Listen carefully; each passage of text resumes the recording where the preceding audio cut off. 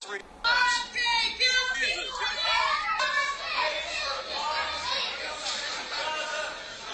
of the audience are reminded disruptions will not be permitted while the committee conducts its business. Capitol Police are asked to remove the individuals from the hearing room.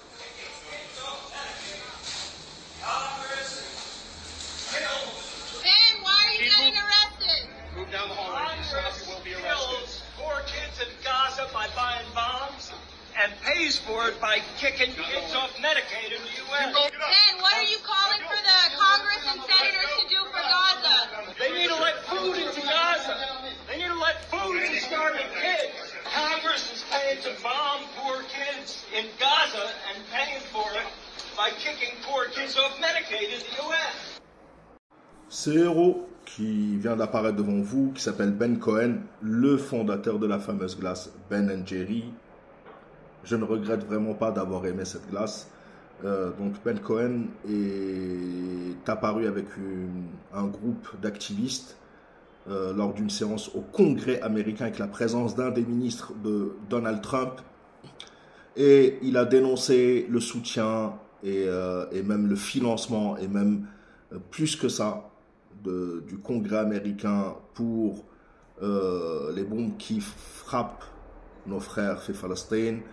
Et il a dit que vous financez ce qui se passe à Gaza, génocide, en coupant et en supprimant les aides de l'aide médicale envers les plus pauvres aux États-Unis. Cette action est plus que courageuse, plus que louable, dans un monde où beaucoup de lâcheté, on l'a entendu et on va écouter après, de la lâcheté de la part du président français Emmanuel Macron, qui est très fort pour s'attaquer à l'Algérie avec son Bruno Retailleau, mais qui est un peu moins prompt à dénoncer ce qui est en train de se passer à Gaza. Je vous laisse écouter Emmanuel Macron et ensuite on écoutera Lula et le courageux Lula qui s'est exprimé par rapport à ce qui se passe à Gaza quasiment au même moment, et vous allez voir les deux discours et la lâcheté d'un côté et le courage de l'autre. Force à Ben comment s'appelle-t-il, Ben Cohen, donc de Ben & Jerry's.